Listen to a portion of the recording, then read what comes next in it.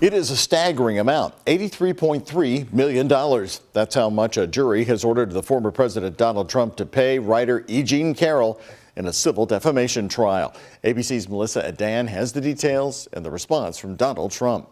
Writer E. Jean Carroll emerging from a New York City courthouse smiling alongside her attorneys following the verdict reached in the civil defamation trial against former President Donald Trump. In just under 3 hours, the jury ordering Trump to pay Carroll $83.3 million for defaming her after she went public with her accusation that he sexually assaulted her in a department store dressing room in the 1990s. The punitive damages, that's what I was really looking for, because that's to punish, that's to send a message, and they punished hard. In closing arguments today, Carroll's lawyers asking the jury, how much will it take to make him stop?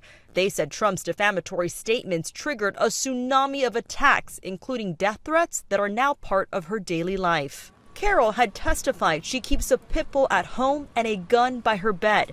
Reacting to the verdict, Trump posting on his social media platform that he plans to appeal, calling the verdict, quote, absolutely ridiculous, and that he, quote, fully disagrees with both verdicts. I am so proud to stand with President Trump, but I am not proud to stand with what I saw in that courtroom. ABC News legal contributor Brian Buckmeyer explaining how the civil trial focused solely on how much money, if any, Trump should pay Carroll for defaming her in 2019, as Trump had already been found liable in an earlier trial.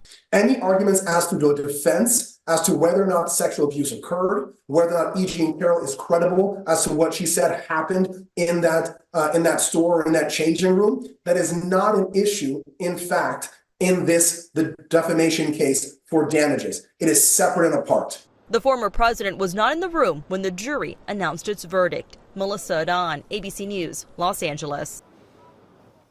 The former president also abruptly stormed out of the court earlier in the day as Carroll's attorney delivered her closing arguments. He returned for his own attorney's closing, but again was not in the courtroom when that verdict was read.